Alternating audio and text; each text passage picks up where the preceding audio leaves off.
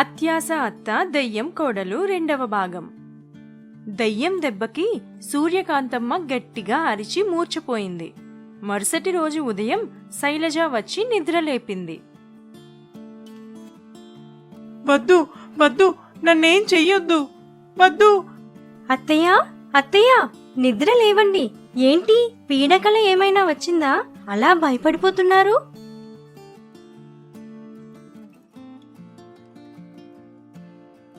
దెయ్యం దెయ్యం అమ్మాయి, రాత్రి నా దగ్గరకు దెయ్యం వచ్చింది.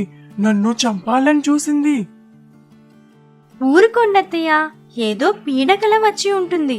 అయినా ఈ రోజుల్లో దెయ్యాలు భూతాలు అంటారేంటత్తయ్య? అది అత్తలపై పగబట్టిన పిశాచి కోడలు. దాని గురించి దీనికి చెప్పినంత మాత్రాన ఇదేం చేస్తుంది? పైగా నాకు తగిన శాస్తే జరిగిందని సంబరపడుతుంది. అంతలా దీన్ని రాచి రంపాన పెట్టాను. ఏంటత్తయ్య ఆలోచిస్తున్నారు? అబ్బే ఏం లేదు, నువ్వన్నట్లు ఏదో పీడకలే అయ్యుంటుందిలే. నువ్వెళ్ళి నీ పని చూసుకోమ్మా అని కోడలిని పంపించేసింది. అసలు రాత్రి నిజంగా దయ్యం వచ్చిందా, లేకపోతే నేనే కలగన్నానా అని కాసేపు ఆలోచించింది. ఒకవేళ నిజంగా దయ్యం వచ్చి ఉంటే అది మళ్ళీ నన్ను చంపడానికి ఖచ్చితంగా రావచ్చు. ఈలోపు నా కోడలితో మంచిగా ఉంటే ఆ దెయ్యం నన్ను చంపకుండా వెళ్ళిపోతుందేమో అని తన మనసులో అనుకొని తన కోడలు శైలజతో ప్రేమగా మసులుకోవడం మొదలుపెట్టింది. అత్తయ్య, మీకు టిఫిన్ వడ్డించాను, తీసుకురమ్మంటారా? నీకెందుకమ్మా అంత కష్టం, నేనే వస్తాలే. ఉదయం నుండి ఏదో ఒక పని చేస్తూనే ఉన్నావుగా. సర్లే, నువ్వు తిన్నావా? ఇంకా లేదత్తయ్య, రాత్రన్న ఉందిగా, పచ్చడి వేసుకొని తినేస్తాలేండి. ఎందుకమ్మా పొద్దున్నే పచ్చడన్నం? కడుపు మండదు. చక్కగా ఇడ్లీ తిను. రా, నువ్వు ప్లేట్ తెచ్చుకో అంటూ ప్రేమగా శైలజతో కలిసి టిఫిన్ చేసింది. ఆ తర్వాత వంట చేయడంలో కూడా తనకి సహాయం చేసింది. ఇంతలో గోపీనాథ్ తన తల్లి ప్రవర్తనలో వచ్చిన మార్పుని చూసి ఏమయ్యుంటుందా అని ఆలోచనలో పడ్డాడు. ఏంటమ్మా, నీ ఆరోగ్యం బానే ఉందా? నీలో ఏదో తెలియని మార్పు కనిపిస్తుంది.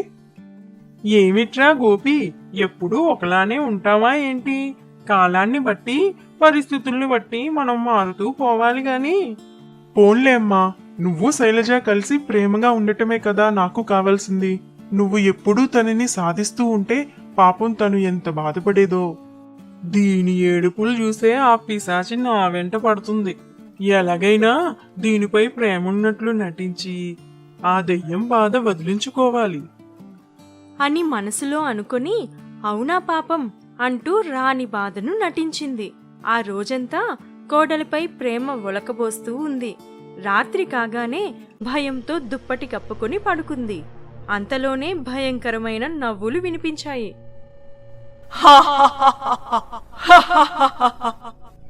ఏమే సూర్యకాంతం, నిద్రపోతున్నావా లేక నటిస్తున్నావా? బాబోయ్, ఈ దెయ్యం మళ్ళీ వచ్చింది. లేదమ్మా లేదు, నిన్న నన్ను చంపబోయి తిరిగి వెళ్ళిపోయావే. నీ అరుపులు విని నీ కోడలు వచ్చింది, అందుకే వెళ్ళిపోయాను. ఈ రోజంతా నిన్ను గమనిస్తూనే ఉన్నాను. నీ కోడలిని నువ్వు ఎంతో ప్రేమగా చూసుకుంటున్నావు, అందుకే నిన్ను చంపకూడదని నిర్ణయించుకున్నాను. నాకు తెలుసమ్మా, నువ్వెంతో మంచిదానివని. ఏదో ప్రేతాత్మమయ్యి అందర్నీ భయపెడుతున్నావు గాని నీ అంత మంచితనం ఎవరికుంటుంది చెప్పు? ఆహా, నన్నే పడగొట్టాలని చూస్తున్నావా? నిన్నటి వరకు ఒకలా, ఈరోజు ఇంకోలా భలే మారిపోయావే. అయినా సరే నిన్ను వదలను. నువ్వు ఎప్పుడు నీ కోడల్ని హింసించినా ఆ మరుక్షణమే నిన్ను చంపేస్తా. నిన్ను గమనిస్తూనే ఉంటాను, అర్థమైందా? అర్థమైంది తల్లి, అర్థమైంది. ఇంక నా కోడల్ని నా సొంత కూతురులా చూసుకుంటా. నువ్వు వెళ్ళమ్మా.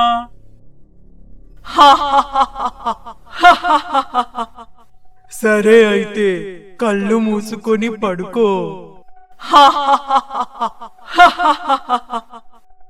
సూర్యకాంతమ్మ పడుకోగానే దయ్యం అక్కడి నుండి మాయమైంది. తన ప్రాణం మీద ఉన్న తీపి వల్ల కోడల్ని ప్రేమగా చూసుకోవడం మొదలుపెట్టింది సూర్యకాంతమ్మ. శైలజ కూడా తన అత్తలో వచ్చిన మార్పుని చూసి చాలా సంతోషించింది. శైలజ, ఏంటి నీలో నువ్వే నవ్వుకుంటున్నావు? ఆ పుస్తకంలో అంత కామెడీ ఉందా? ఇంతకీ ఏం పుస్తకం అది? కామెడీ ఏనండి, దెయ్యం వేషం వేసిన కోడలు అనే నవల. ఈ నవలలో వాళ్ళ అత్తను కోడలు భలే ఏడిపిస్తుంది. మీరు కూడా చదువుతారా? వద్దులే, నీకే ఆ అవసరం ఉందేమో.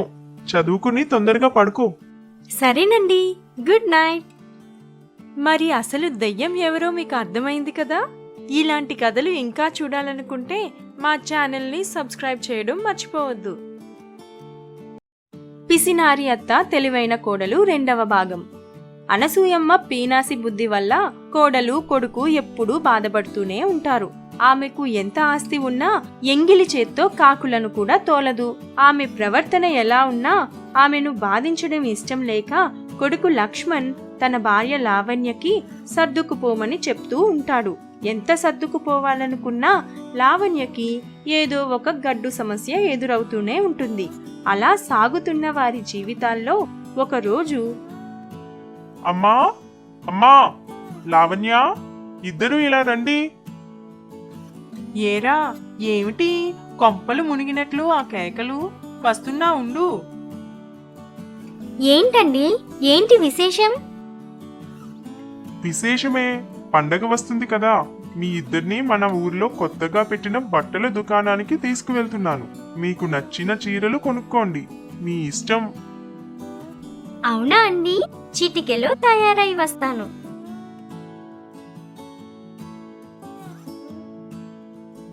ఎందుకురా ఇప్పుడు అవన్నీను? పండగ ప్రతి ఏడు వస్తూనే ఉంది కదా. అయినా నీ పెళ్ళాం మీ పెళ్లికి కొన్న చీరలే ఇంకా కట్టలేదు. ఇప్పుడు మళ్ళీ కొత్తవెందుకురా? పండక్కి వాటిలో ఏదో ఒకటి కట్టుకుంటుందిలే. పోన్లే అమ్మా, పెళ్ళయ్యాక మొదటి పండగ కదా. వెళ్ళు, నువ్వు కూడా తొందరగా తయారు కా.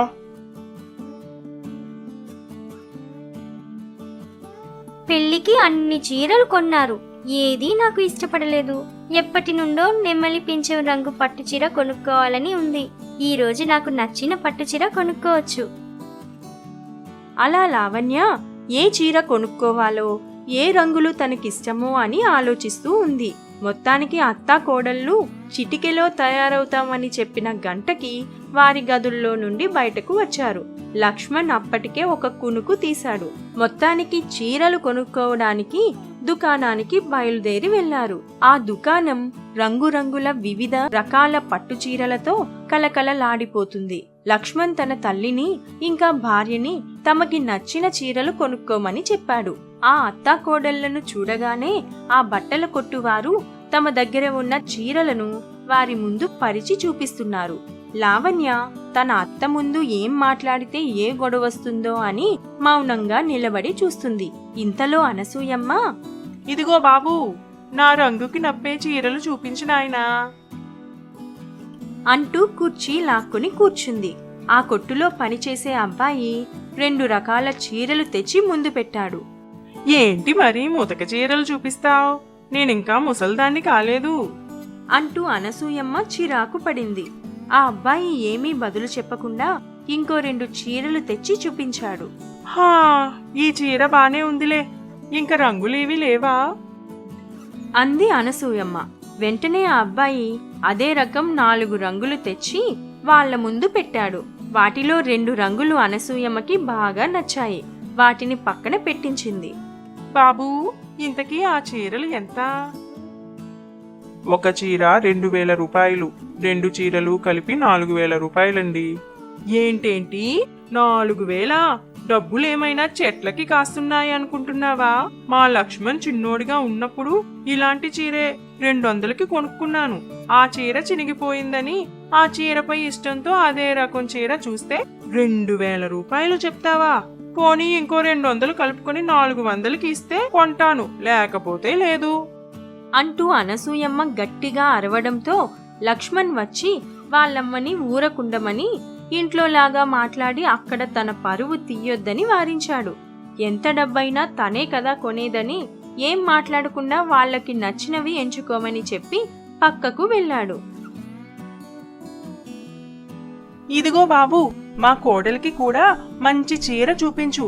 ఇందాకలాగా మరీ ఎక్కువ ఖరీదు చూపించకు అని తన అత్తగారు చెప్పిన మాట వినగానే లావణ్యకి తన ఆశలన్నీ నీరు కారినట్లయింది. కడుపులో దుఃఖం పొంగుకొస్తున్నా నోట్లో మాట బయటకు రాకుండా మౌనంగా చూస్తూ నిలబడింది. కాని ఆ కొట్టబ్బాయి 4 చీరలు తెచ్చి చూపించాడు. ఈ పట్టు చీరలు చూడండమ్మా, మీ కోడలికి బాగా నప్పుతాయి. ఇప్పుడు అందరూ ఇవే కడుతున్నారు. అందరూ కట్టే చీరలు మా కోడలికి ఎందుకయ్యా? ఆ అమ్మాయి దగ్గర బోల్డెన్ని పట్టు చీరలున్నాయి, అవే కట్టడం లేదు. ఏవైనా సాదా చీరలు చూపించు. మా కోడలే కుందరపు బొమ్మలా ఉంటాది, తనేం కట్టినా బానే ఉంటాదిలే. ఆమె మాటలు వింటున్న చుట్టుపక్కల వాళ్ళందరూ నోళ్లు వెళ్ళబెట్టారు. మరి లావణ్యకైతే దుఃఖం ఏరులై పారింది. మీరు మాత్రం మీకు నచ్చినవి కొనుక్కుంటారా? నాకు మాత్రం నా ఇష్టంతో పని లేదా? ఇక నాకు నచ్చిన చీర కొనుక్కోవడం అవ్వదులే అంటూ మనసులోనే బాధపడింది. ఆ కొట్టబ్బాయి ఎన్ని రకాల చీరలు తెచ్చినా వాటిని ఏదో ఒక వంక పెట్టి వెనక్కి పంపించేస్తూ ఉంది అనసూయమ్మ. చివరిగా 1000 రూపాయల్లో ఒక చీర చూసి అది చాలా బావుందని, తన కోడలి రంగుకి బాగా నప్పుతుందని చెప్పి ఒప్పించాలనుకుంది.